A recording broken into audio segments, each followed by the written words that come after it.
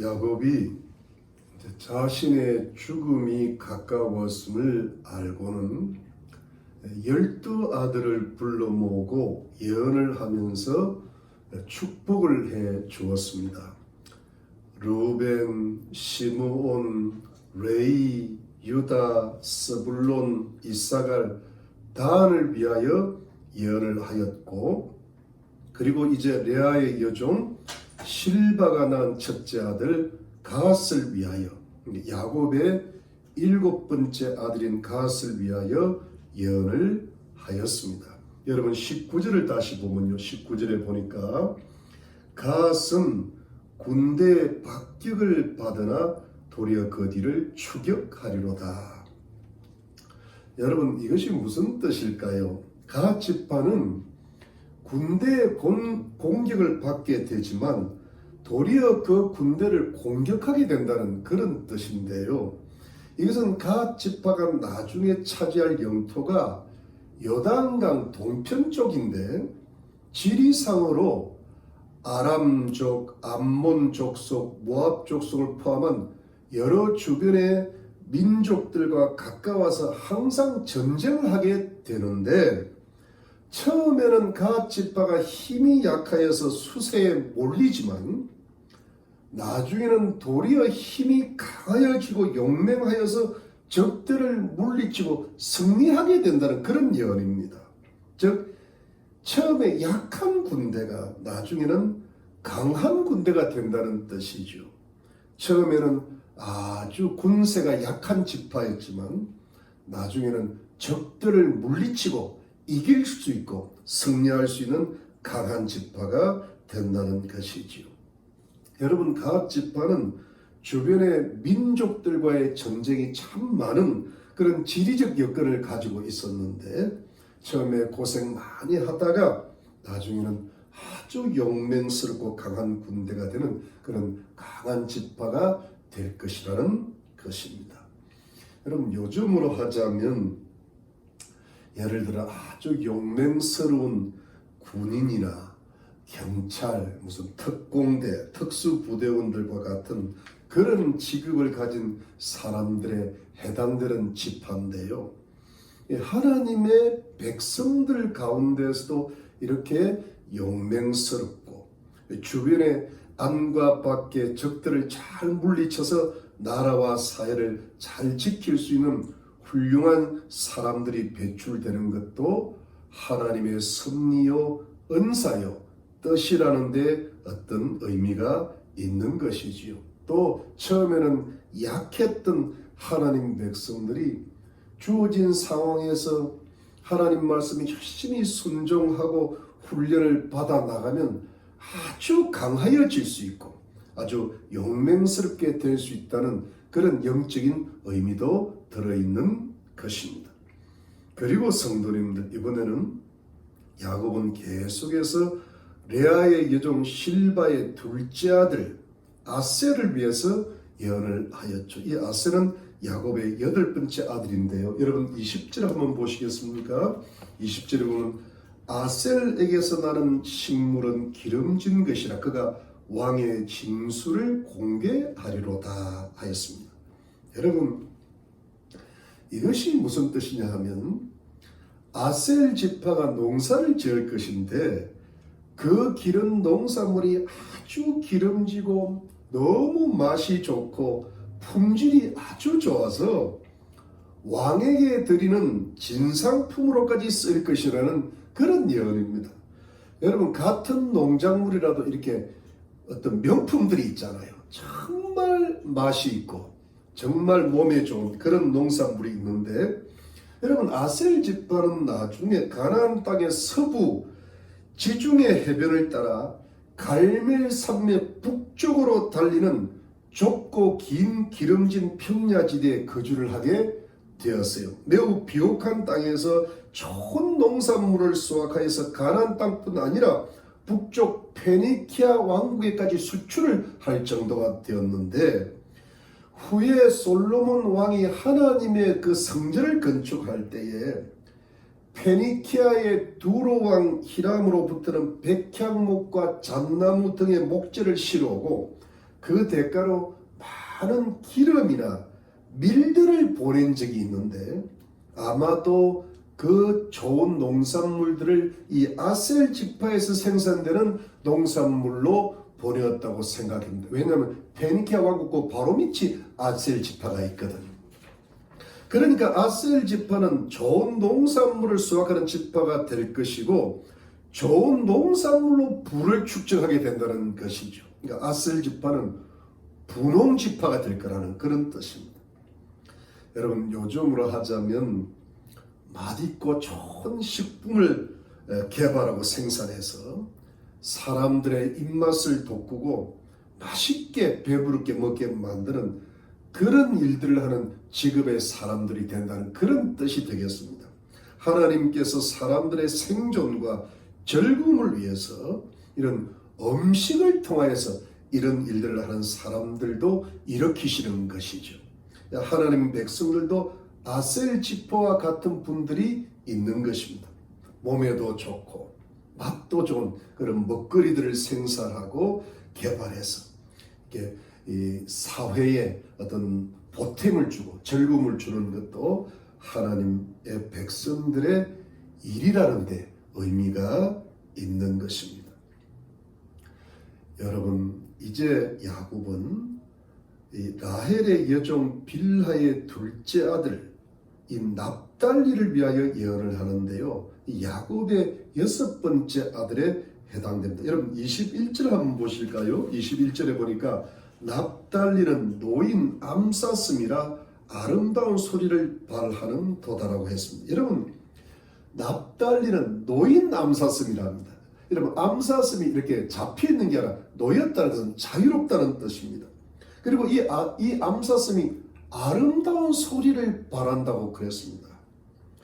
그래서 여러분, 이 자유로운 암사슴이 아름다운 소리를 발한다는 뜻이 무슨 뜻일까요?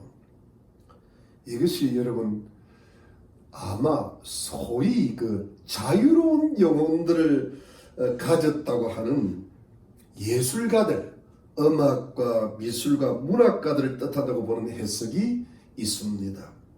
아무래도 여러분 이 예술가들, 음악가들, 미술가들, 문학가들은 그들의 입으로 내는 음성들, 예를 들면 뭐 가수, 일반 가수도 되겠고 오페라, 그 얼마나 음성이 아름답습니까?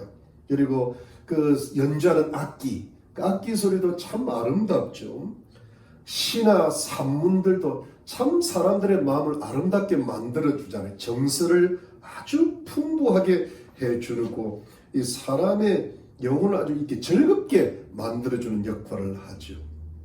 여러분, 하나님의 백성들도 이 납달리 지파에 해당되는 사람들이 있지요.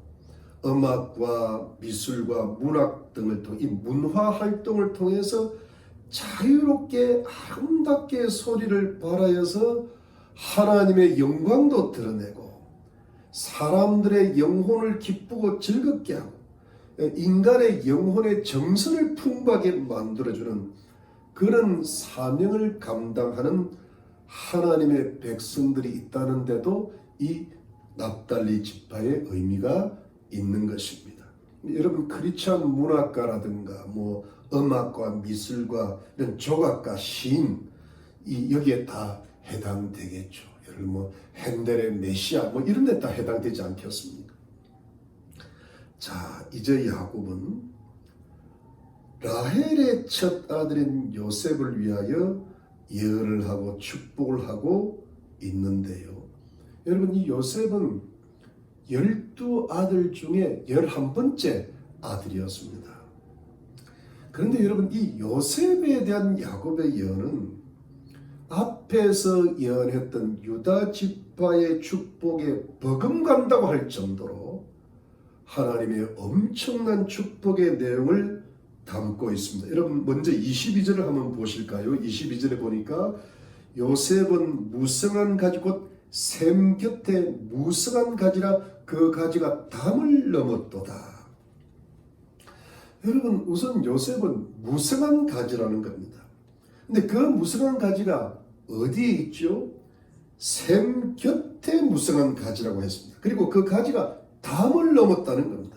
이것은 요셉이 또 요셉 지파가 어떤 상황에서도 끊임없이 계속 번창하게 될 거라는 예언이죠. 여러분, 이 가나안 땅에는요, 가뭄이 항상 많았어요. 사막 땅이니까 비가 잘 오지를 않고, 그러다 보니까 강이나 시내가 마를 때가 많았어요. 그러니까 우기 때는 강물이 넘치다가도 건기에는 강물과 시내가 말라버립니다. 애굽의 나일강 같은 데는 항상 물이 넘쳤는데 가나안 땅의 강이나 시내는 마를 때가 많았어요. 그래서 웬만한 나무들이 건기가 되면 같이 말라버립니다. 그런데 그런 가운데서도 깊은 샘물 곁에 심긴 나무들은 끄떡이 없는 겁니다. 왜냐하면 계속해서 땅속 깊은 곳에서 솟아나는 샘물을 공급받았기 때문이죠. 그러니까 외부 상황에 아무런 방해를 받지 않는, 외부가 아무리 가뭄이 있다 하더라도 끄떡이 없는 거예요. 예를 들어 경제적으로 굉장히 어려운 공황 같은 걸 맞이해도 끄떡없는 그런 기업이 있을 수 있다는 겁니다. 그냥 계속해서 성장을 합니다. 끊임없이 번창을 합니다. 그러다가 무성한 가지가 훌쩍 담을 넘어버린다. 이것은 뭐냐니까 굉장한 번창을 한다는 뜻이죠. 이 예언은 나중에 요셉의 두 아들의 지파인 에브라임 지파와 므낫세 지파의 큰 번창을 통하여 성취가 되었는데, 여러분, 에브라임 지파 한 지파만 해도 이스라엘에서 가장 큰 지파 중에 한데, 므낫세 지파는요, 요단강 동편에도 땅이 있고 서편에도 땅이 있습니다. 이 두 지파가 함께 번창을, 얼마나 크게 번창, 요셉 지파가 이렇게 크게 번창한다는 그런 뜻입니다. 그런데 사랑하는 성도님들, 여기서 매우 중요한 어떤 이유가 있어요. 도대체 어떻게 해서 이 요셉 지파가 이렇게까지 외부의 재해 상황과는 관계가 없을 정도로 마치 샘 곁에 심겨 무성한 가지처럼 그 가지가 담을 훌쩍 뛰어넘는 것처럼 이렇게 끊임없이 계속해서 번창을 이룰 수가 있었을 걸까요? 그러면 크게 번창하는 끊임없는 지파가 됐단 말이에요. 여러분, 그 번창의 이유가 무엇일까요? 여러분, 그것이 다만 그 사람이, 요셉이 타고난 인간적인 재능과 또 개발된 능력 때문이었을까요? 여러 가지 인간적인 조건들이 좋아서 그랬을까요? 또 여러 가지 환경과 상황들이 이 요셉과 요셉 지파를 받쳐주고 밀어주고 후원해 주어서 그랬던 것일까요? 소위 말하면 인간적인 조건들이 좋다는 그런 뜻이 있지 않습니까? 물론 그럴 수도 있겠죠. 여러 가지 인간적인 조건들이 요셉이 성공하고 요셉 지파가 끊임없이 계속 번창하는데 좋은 재료들도 될 수는 있겠죠. 이걸 부인하지는 않습니다. 그런데 성도님들, 요셉이 아무리 똑똑하고 아무리 성실하고 아무리 지혜롭고 착했다 했다 하더라도 제가 볼 때는, 제가 아무리 생각해도 요셉의 능력으로 절대로 불가능했던 것은 요셉이 애굽의 총리 대신이 되었다는 것입니다.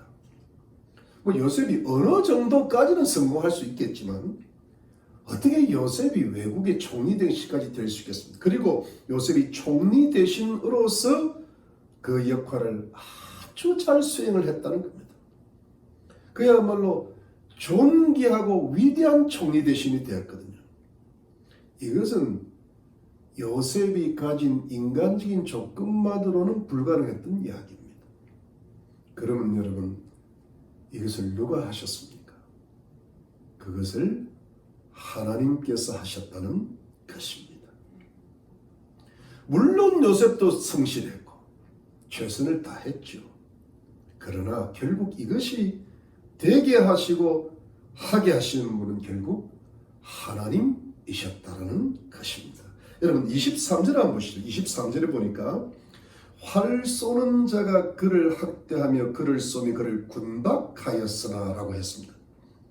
여러분 활 쏘는 자가 활을 쏘았다는 것은 전쟁이 일어났다는 이야기인데, 그 전쟁할 때 활 쏘는 자가 요셉을 학대하면서 요셉을 군박했다는 것이거든요. 즉 요셉을 궁지에 몰아넣고 괴롭히고 죽이려고 했다는 겁니다. 그래서 요셉이 거의 죽을 뻔했다는 이야기거든요. 이것은 아마도 요셉이 형들의 미움을 받아 죽을 뻔했다가 애굽의 노예로 팔려갔던 사실을 말하는 것이라고 보입니다. 그리고 애굽에서도 고생했고 심지어 보디발의 아내 모함에 끌려 감옥에서 또 고생했던 사실을 가리키는 것이지요.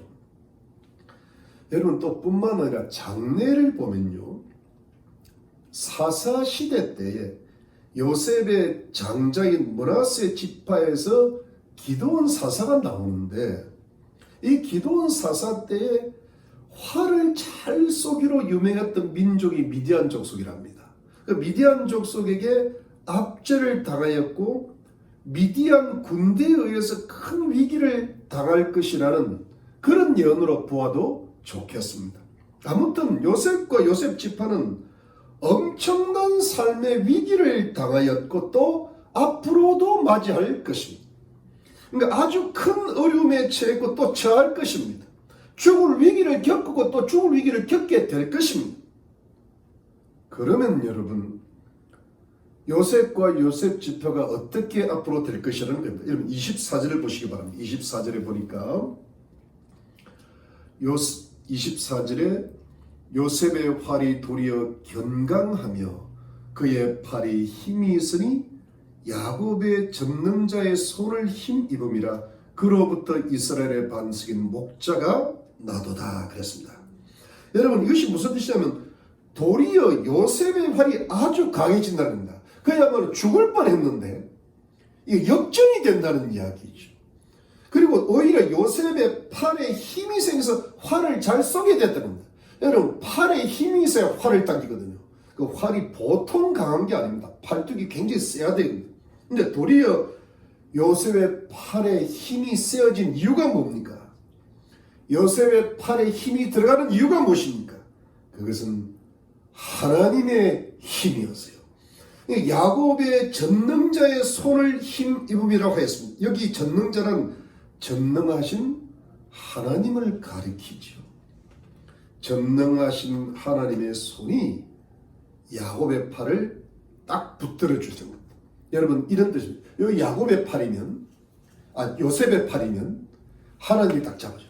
그러니까 이렇게 가는 겁니다. 그러니까 얼마나 갑자기 강해졌겠어요.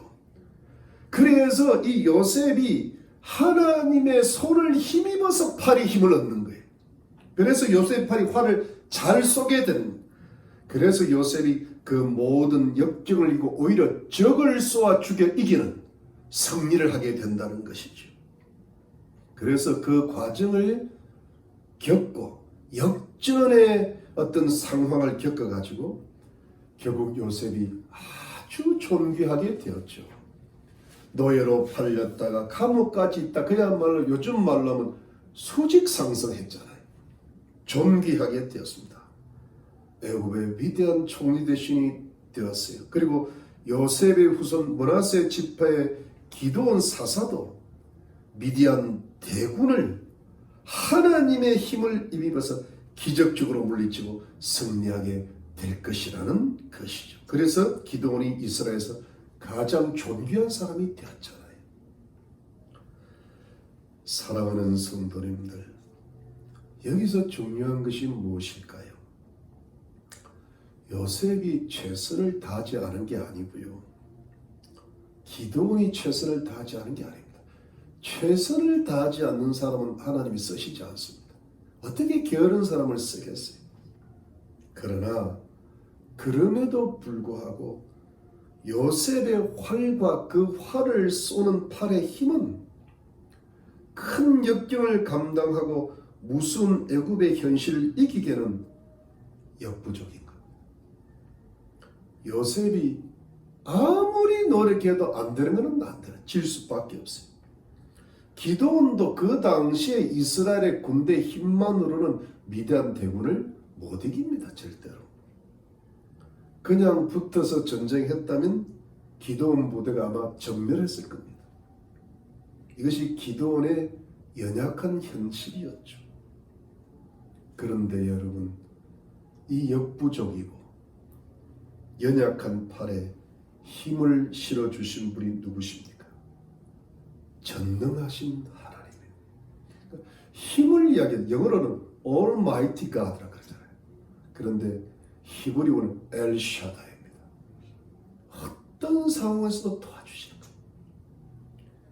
전능하신 하나님의 손이셨습니다.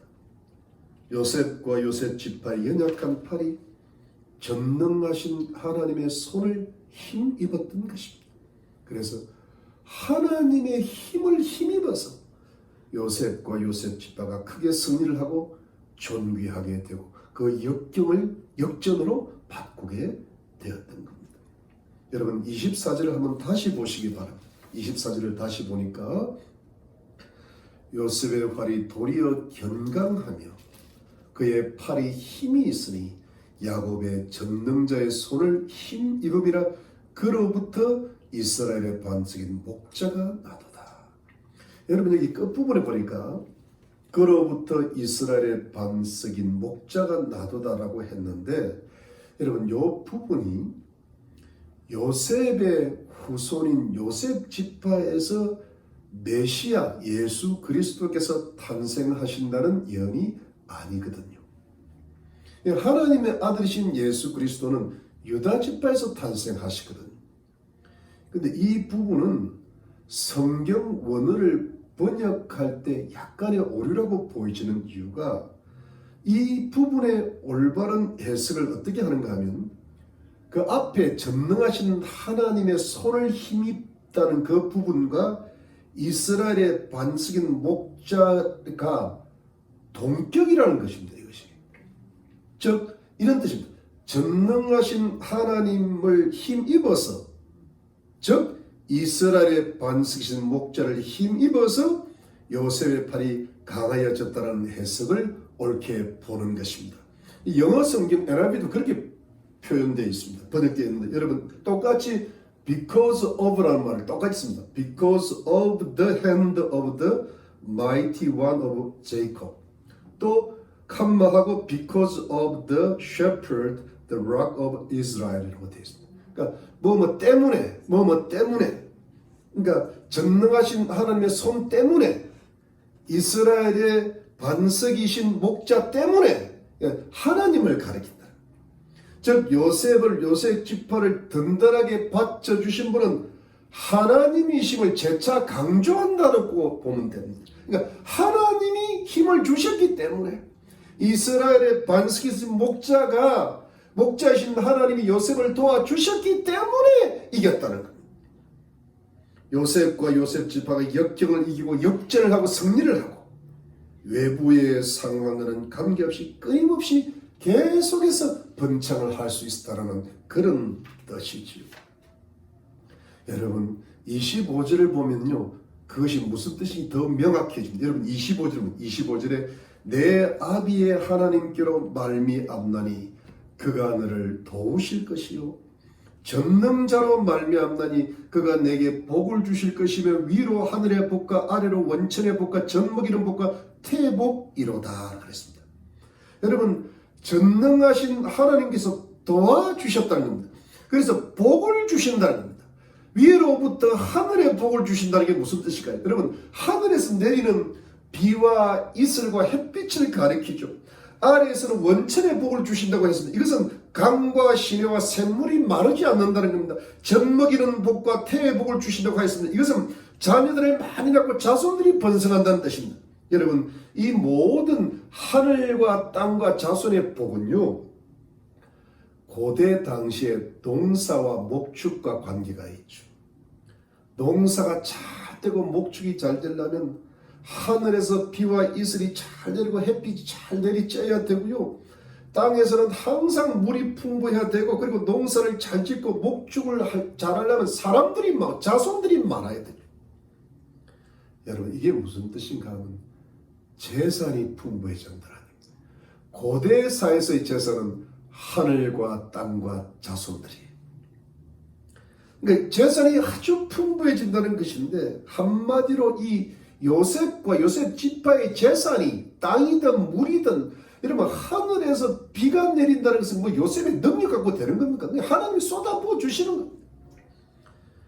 요셉 지파를 향하신 하나님의 축복은 세상에서 엄청난 재산과 부를 누리게 된다는 그런 뜻인데요. 물론 여기에는 어떤 재산과 부와 더불어 어떤 세상의 권세와 권력, 명예 이런 것들도 포함되어 있다고 보는 것이 맞는 겁니다. 왜? 요셉이 높아졌으니까요. 근데 여러분 요셉 지파가 어느 정도로 어마어마한 재산의 축복을 누리고 세상의 축복을 누리게 되는가 하면 여러분 26절 보시죠. 26절에 보니까 내 아비의 축복이 내 부유조의 축복보다 나아서 영원한 산이 한없음같이 이 축복이 요셉의 무리로 돌아오며 그 형제 중 뛰어난 자의 정수리로 돌아오리로다 하였습니다. 여러분 이것이 무슨 뜻입니까? 야곱의 축복이 야곱이 이 세상에서 받은 축복이 아브라함과 이삭의 축복보다는 나았다는 뜻이거든요. 그렇죠. 야곱은 더 많은 재산을 모았고요. 아들이 요셉이 되는 영광을 누렸잖아요. 근데 이제 영원한 산이 한없이 같이 이게 무슨 뜻인가 하면 즉 옛날부터 있었던 큰 산들이 있지 않습니까? 그 산들이 한없이 큰 것처럼 여러분 그 산 안으로 들어가면요 모든 게 다 있습니다. 수많은 사람들이 그 산 안으로 들어가도 산은 그걸 다 품고 있잖아요. 동물도 많고 뭐 새들도 많고 나무도 많고 그 안에 온갖 걸 다 포함한단 말이에요. 이렇게 큰 것처럼 이런 한없는 축복이 채워도 채워지지 않는 축복이 요셉의 머리로 들어간다는 겁니다. 요셉 지파의 정수리로 돌아온다는 겁니다. 하나님의 축복이 요셉과 요셉 지파의 머리에 한없이 쏟아부어진다는 그런 뜻이죠. 여러분 그야말로 요셉과 요셉 지파의 축복은 세상적인 축복인데 그 세상적인 축복이 한없이 크게 될 것이라는 그런 뜻이죠. 그야말로 야곱의 요셉과 요셉 지파를 향한 예언의 축복은 세상적으로 한없이 부어주시는 마르지 않게 번창하게 해주시는 하나님의 엄청나게 크신 축복이었던 것입니다. 사랑하는 성도님들, 그런데 우리가 여기서 깨달아야 될 한 가지 중요한 하나님의 교훈은 무엇일까요? 그것은 하나님께서 하나님의 백성들에게 구원과 성화와 같은 그런 영적인 축복뿐만 아니라 이 세상을 살아가는 데 필요한 이 세상적 축복, 세상의 축복도 한없이 엄청나게 부어주시기도 하시는데 다만 하나님께서 하나님 백성들에게 부어주시는 이 세상적 축복은 요셉 지파를 향한 야곱의 예언을 기초로 해볼 때 반드시 전능하신 하나님의 도우심으로만 되어야 된다는 뜻입니다. 즉 하나님의 백성들이 이 세상에서 누리는 하나님의 크신 세상적 축복은 반드시 전능하신 하나님의 도우심을 힘입었음으로만 되어야 된다는 것이죠. 그래야 이것이 하나님께서 하나님 백성들에게 주시는 진짜 진정한 축복이 될 수 있다는 의미인 것입니다. 여러분 이것이 무슨 뜻인가 하면요, 이 세상의 부와 재산과 권력과 명예를 아무리 풍부하게 엄청나게 셀 수 없게 헤아릴수록 정도로 많이 가졌다 하더라도 그것이 심지어 하나님 백성들이 가진 부와 재산과 권력과 명예라 할지라도 그것이 반드시 하나님께서 그 사람을 진정으로 축복하시고 주신 재산과 부와 권력과 명예가 아닐 수도 있다라는 사실입니다.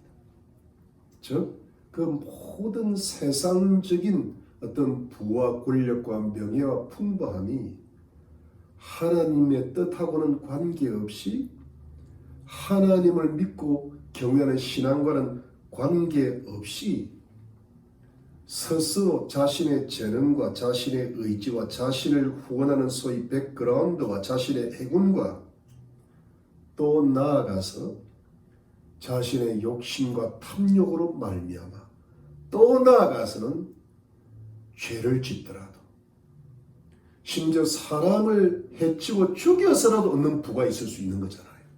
남을 밟고 올라갈 수 있는 명예가 있을 수 있거든요. 그런 악한 짓들을 통해서 쌓아 올린 부와 권력과 명예가 얼마든지 이 세상에는 있을 수 있다는 말씀입니다. 그러므로 성도님들, 우리 하나님의 거룩한 백성들이 항상 경계하고 조심해야 할 것은 내가 가진 세상적 축복들이, 내가 풍성하게 누리는 하나님의 축복들이 이것이 오직 하나님께로부터 온 것인지 아니면 나의 인간적인 욕심과 심지어 하나님의 말씀과 뜻을 거스리고 어기고 불순종하면서까지 때로는 욕심으로 때로는 거짓으로 얻은 부와 재산과 권력과 명예인지를 항상 구별하실 수 있어야 한다는 사실입니다. 그리고 이것을 대충 내가 가진 모든 것, 아니 타인이 가진 모든 것이 하나님께서 내게 주신 세상적 축복이라고 대충 얼버무려서도 안 된다는 이야기입니다. 그냥 그 사람이 교회를 다니니까, 내가 교회를 다니니까 하나님을 믿는 신앙이 이 정도 됐다고 보고 또 그 사람 신앙이 꽤나 좋은 것 같아 보이니까 그냥 그것이 하나님께서 주신 축복일 거야라고 치부해서는 절대로 안 된다는 겁니다. 그것에 속으시면 안 됩니다. 여러분, 내가 그것에 속아 넘어가게 되면 어떤 일이 발생할까요? 어떤 현상이 생길까요? 내 신앙이 세상적이 되어버립니다.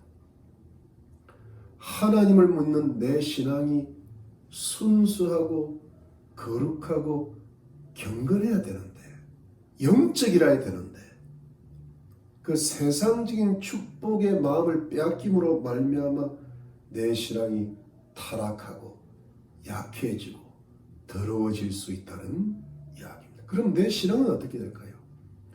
경건한 영적인 신앙이 아니라 세속적으로 희미하고 연약한 신앙으로 전락한다는 겁니다. 여러분, 이것이 사단의 유혹이죠. 사단의 미끼가 됩니다. 사랑하는 성도님들, 하나님께서 내게 주신 세상적 축복이 정말 하나님의 진정한 진짜 축복이냐를 구분하는 기준이 있습니다. 그것이 무엇일까요? 제가 미리 말씀드렸습니다. 그것은 내가 전능하신 하나님의 도우심을 힘입어서, 내가 전능하신 하나님의 도우심으로 인하여서 내가 하나님께서 주시는 세상의 축복을 받고 누리는 겁니다. 이것이 무슨 뜻입니까?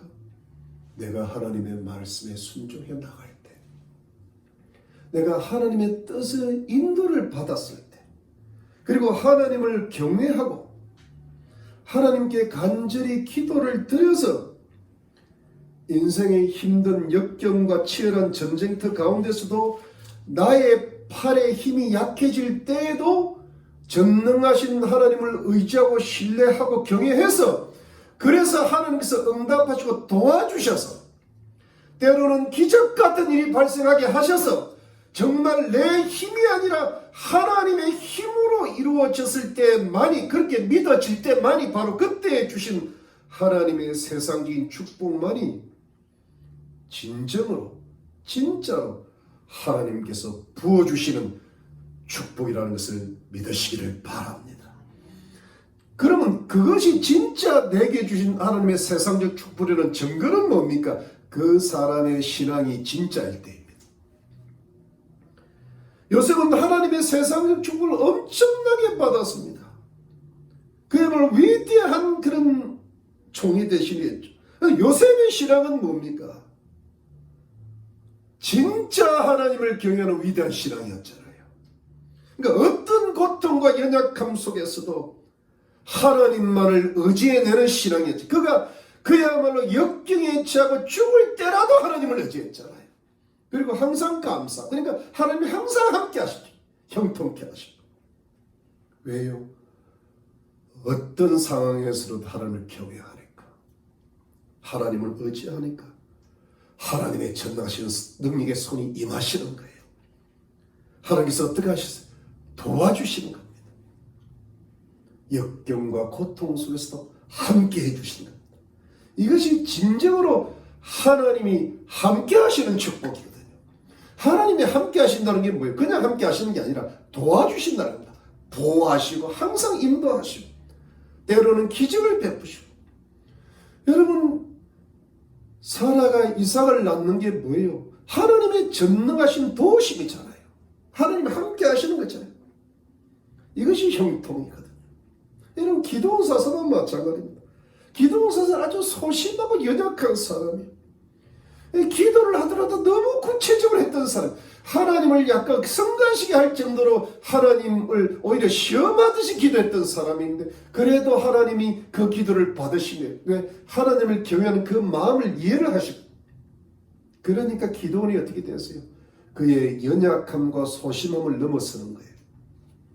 하나님만을 의지하고 힘입어서 미디안 대군을 물리쳐내는 겁니다. 왜요? 하나님의 전능하신 힘이 임했기 때문입니다. 그래서 그가 하나님의 전능하신 힘을 힘입어서 위대하고 존귀한 사사가 되었죠. 이들의 특징이 뭡니까? 하나님을 신뢰하고 의지하고 경외하는 신앙의 사람들이에요. 그러니까 세상적인 축복을 받기 전에 하나님의 사람들이었다는데 먼저 그 특징이 있습니다. 하나님께 자신의 인생을 완전히 맡겨버렸던 사람이에요. 여러분, 요셉과 기드온 같은 사람들은요, 뭐 아브라함 이상 말할 것 없이 누가 보더라도 진정한 하나님의 사람들이에요. 진짜 백이었잖아요. 이것이 이들의 신앙적 특징이었죠. 그러니까 어떻게 돼요? 이들에게 주시는 하나님의 세상적 축복이 아무리 크더라도 진짜라는 겁니다. 하나님이 부어주신 축복, 이게 요셉의 축복입니다. 전능하신 하나님의 도우심을 힘입어서 하나님께서 주신 진짜 세상적 축복. 저는 이걸 영적으로 좀 어떻게 보는가 하면, 이 세상 임금이 마귀라고 볼 때 마귀가 다스리는 것을 하나님이 뭐예요? 중간에 가로채가지고 뺏어서 주신다고, 저는 그렇게 보여지기도 합니다. 원 소유주는 하나님이신데 마귀가 관리에 들어간 겁니다. 하나님이 빼앗아가지고 주신, 그 빼앗아 왜 주실까요? 하나님을 경외하니까. 여러분, 물론 이런 경우가 많습니다. 이 하나님께서 주시는 세상적 축복이라는 것이 반드시 내가, 우리 성도님들이 하나님의 말씀과 뜻에 순종하여서 전능하신 하나님의 도우심을 힘입어서 꼭 되는 것만은 아닐 수가 있죠. 그냥 세상 사람들에게 하나님을 믿는 신앙과는 관계없이 일반적으로 내려주시는 일반적인 세상의 축복도 엄하게 많은 것도 많아요. 이거를 일반적 축복, 즉 일반 은총이라는 말을 씁니다. 신학적 용어로. 또 자신은, 우리 성도님들이 하나님을 믿지만 하나님께 순종하는 것이 그리 많지도 않는데, 그 부모님들과 조상님들이 하나님께 순종하고 헌신한 결과로 그 자녀과 그 자손들이 하나님의 크신 축복을 받는 경우들도 꽤 많이 있습니다. 그 복이 이렇게 내려가는 거죠. 그 은혜를 하나님이 갚아주시는 겁니다. 물려받은 축복이라고 할 수 있죠. 또 지금은 하나님을 믿기는 하지만 하나님의 말씀대로 순종하지 못했다 하더라도 과거에 하나님께 헌신을 많이 한 결과로 하나님의 축복을 지금 받는 경우들도 있습니다. 과거의 축복을 지금 누리는 것. 하나님의 말씀에 순종하지 못하더라도 하나님의 축복을 많이 누리는 경우들이 있는 경우들이 다양하게 있죠. 이것이 하나님의 은혜요 자비로 되어가는 것인데, 분명한 것은 이 하나님께서 여러 가지 모양으로 주시는 세상의 축복의 풍성함들이 정말 진짜 하나님의 축복이 되기 위해서는 반드시 속히 진짜 하나님을 믿고 순종하는 신앙으로 돌아가셔야 된다는 것입니다. 이 세상적 축복을 주신 분이 하나님이실 줄 믿고 속히 하나님께로 돌아가서 하나님께 순종을 하셔야 된다는 겁니다.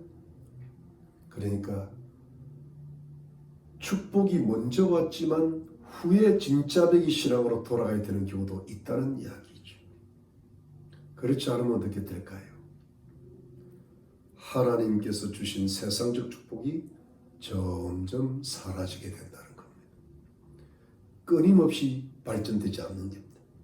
샘 곁에 심긴 무성한 가지가 아니라 어느 날 가뭄이 닥치면 세상적 축복이 말라지는 경우가 있답니다. 어느 순간에 무너진다는 것. 어느 날 활 쏘는 자가 학대를 하면 그 역경을 이기지 못하고 패하게 된다는 것. 사울 왕과 같은 사람이 그런 사람이죠. 한없는 축복이 내 머리에 쏟아지는 것이 아니라 내 발 아래로 흘려버리고 복을 그냥 자기가 쏟아버리는 일이 생긴다는 것.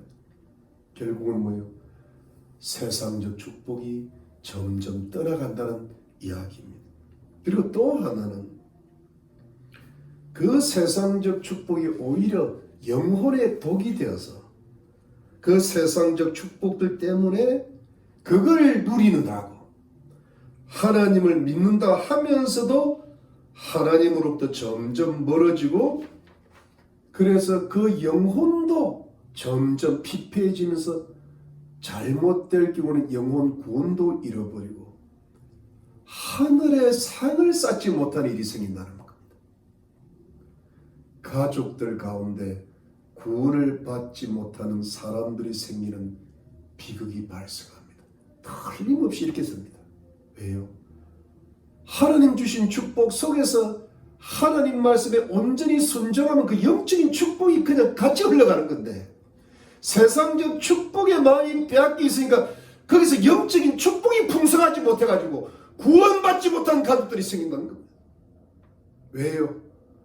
내가 그 하나님 주신 세상적 축복 속에서 하나님 말씀에 순종하지 못하고 영적으로 껴있지 못했기 때문입니다. 영적으로 세상적으로 신앙이 빠져나갔다는 겁니다. 그러므로 사랑하는 성도님들, 항상 기억하시고 조심하시기를 바랍니다. 하나님께서 하나님 백성들에게 주시는 세상적 축복은 반드시 하나님 백성들의 하나님을 향한 진정한 경외와 순종을 통해서 하나님의 도우심을 힘에서 그 주시는 축복이 될 때 가장 안전하고 계속해서 끊임없이 번창하게 된다는 것입니다. 그리고 그 영적인 축복이 함께 흘러간다는 것입니다. 이 하나님의 말씀의 영적인 원리를 따라 살 때에 우선 그 영혼이 하나님 앞에서 잘 되고 성숙하고, 그리고 세상적 축복이 하나님의 도우심으로 말미암아 마르지 않는 생육대 심겨 무성한 가지처럼 끊임없이 번창을 한다는 것이죠. 한없는 하나님의 축복이 자손 대대로 계승된다는 겁니다.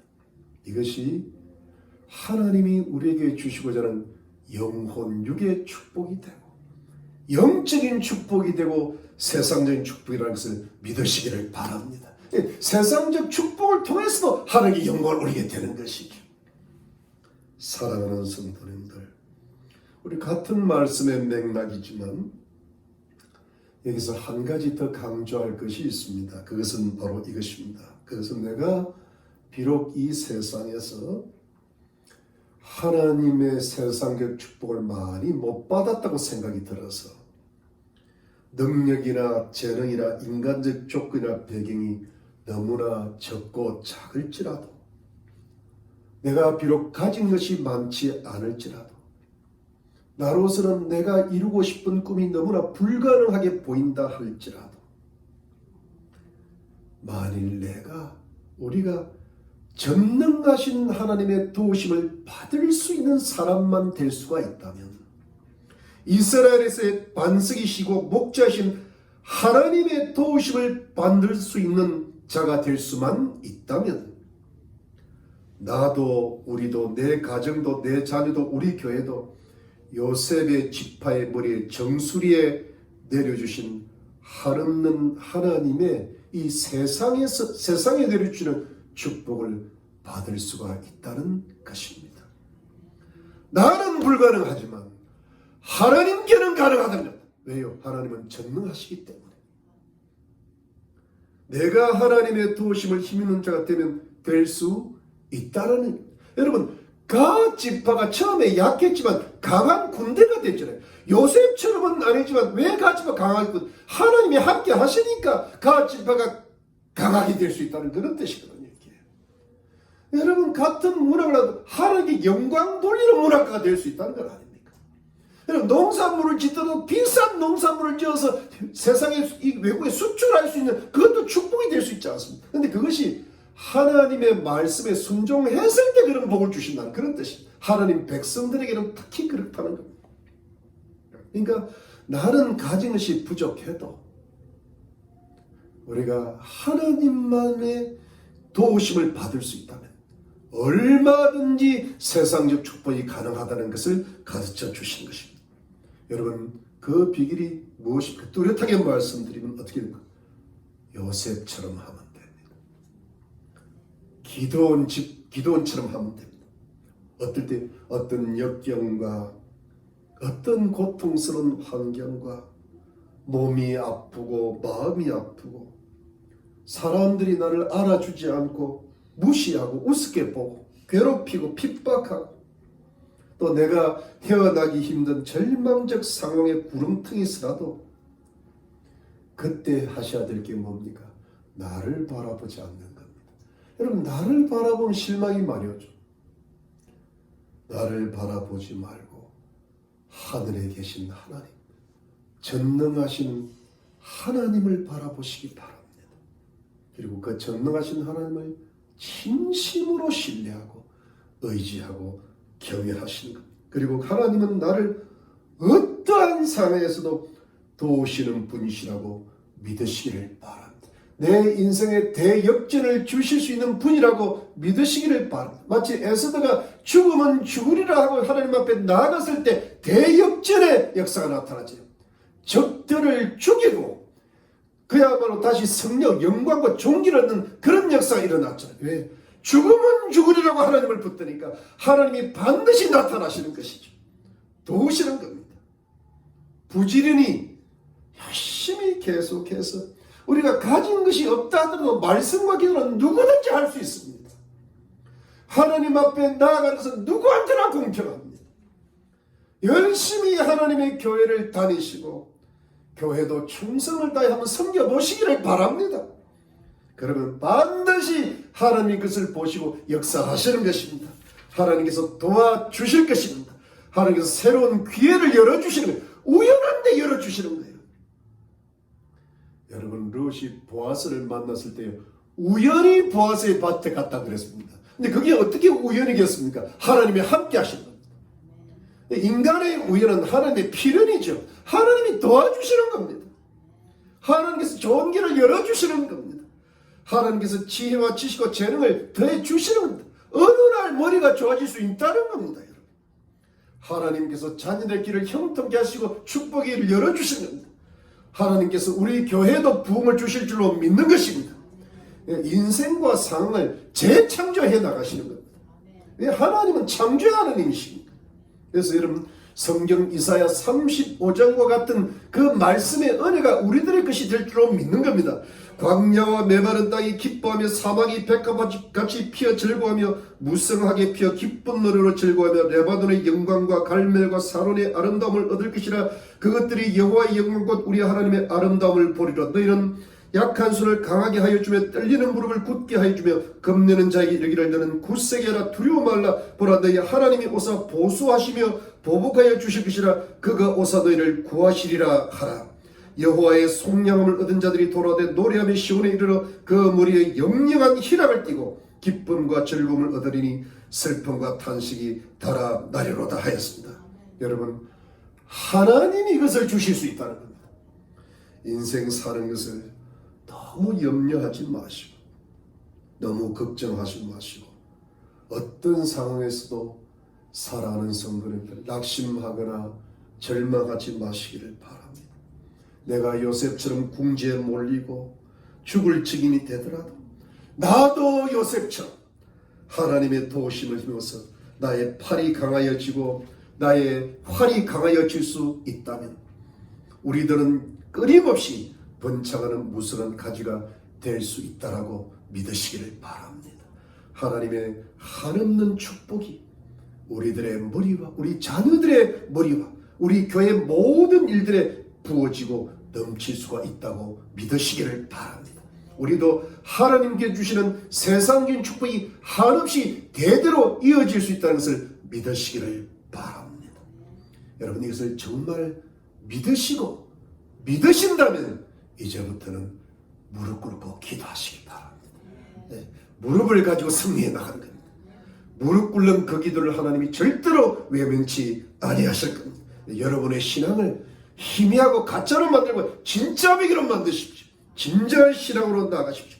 하나님께 정말 순종하는 순종의 사람들이 되고 하나님을 진정으로 경외하는 요셉과 같은 기도원 같은 사람이 되시기를 바랍니다. 그러면 사랑하는 성도님들, 우리도 우리 교회도 우리의 모든 가정도 요셉처럼 요셉 지파처럼 영적인 축복과 더불어서 세상적으로도 하나님의 엄청난 축복을 받으시는 우리 희망의 교회 모든 성도님 되실 줄로 믿으시기를 예수 그리스도 이름으로 축원합니다. 기도하겠습니다. 하나님 감사합니다. 요셉은 기도는 참 어려움을 많이 겪었지만 그 속에서도 하나님을 의지하고 경외함으로 하나님의 전능자의 도우심을 힘입어서 새롭게 인생이 역적이 되고 적들을 물리치고 존귀하게 되었고 한없는 축복을 대대로 받았습니다. 하나님, 이 세상적 축복은 하나님 백성들에게 주시는 하나님의 영적인 축복과 또 다른 축복인 줄로 믿는데 영적인 축복을 우리가 누려나가면서도 이런 세상적 축복도 함께 누릴 수 있는 은혜를 베풀어 주옵소서. 우리가 여작할 때가 많고 근심할 때가 많지만 우리 자신을 보면은 너무나 우리 자신이 참으로 초라해 보일 듯 들어있지만 하나님의 능력은 내 손에 있는 것이 아니라 하나님의 손에 달려있다는 것을 믿게 도와 주옵소서. 그래서 무릎 꿇게 하시고 간절히 하게 하셔서 우리와 우리 자녀들과 우리 가정과 우리 산업과 우리 건강과 우리 교회와 우리 나라가 전능자의 하나님의 손을 힘입고 도우심을 받아서 많은 축복을 누리고 이 축복을 통하여서 하나님의 구원의 역사가 뻗어나가는 그런 은혜를 베풀어 주시옵소서. 우리도 요셉처럼 복을 받게 하시고 다른 지파들처럼 복을 받게 도와주시옵소서. 하나님, 코로나가 계속되지만 우리 희망의 교회 성도님들을 지금도 붙들고 계심을 믿습니다. 가정을 꼭 지키시고 자녀들도 건강하게 하시고 재능을 키워주시고 특별히 물질 때문에 어려움 당하지 않도록 직장과 사업의 길을 활짝 열어주시고 오히려 이 가뭄이 전화위복이 되어서 풍년이 될 수 있는 그런 길을 활짝 열어주시고 그런 은혜를 주의 백성들에게 베풀어 주시옵소서. 끝까지 지켜주시고 우리가 교회로 다시 모일 때 하나님께 많은 영광 돌리는 그런 부흥하는 교회가 되게 하시고 진정한 성도들로 만들어 주시옵소서. 감사합니다. 예수님 이름으로 기도드렸습니다. 아멘. 여러분 이번 화요일날 성경 공부 빠지지 마시고 늦더라도 꼭 참석하시고 말씀 공부에 최선을 다하시기를 바랍니다. 매일 기도하시고 여러분 기도 많이 하시면 하나님이 꼭 도와주실 겁니다. 걱정하지 마시고 걱정하는 시간에 기도하라 그랬습니다. 기도하시면 주님이 반드시 도와주시고 복을 주실 줄로 믿습니다. 끝까지 건강하시고 우리 코로나 끝나면 속히 만나 뵐 수 있기를 바랍니다. 감사합니다. 우리 축도하겠습니다. 지금은 예수 그리스도의 놀라우신 은혜와 하나님 아버지의 지극하신 사랑과 성령의 위로와 교통과 충만하심이 우리의 형편은 연약하더라도 하나님은 강하시고 전능하시니 하나님의 도우심을 힘입어서 우리의 모든 형편이 주님의 은혜로 풍족하게 되게 하시고 이것을 통하여 하나님의 영광을 나타내고 다짐하는 하나님의 거룩한 백성들과 가족들과 이웃들 머리 위에 지금으로부터 영원토록 함께 계실지어다. 아멘.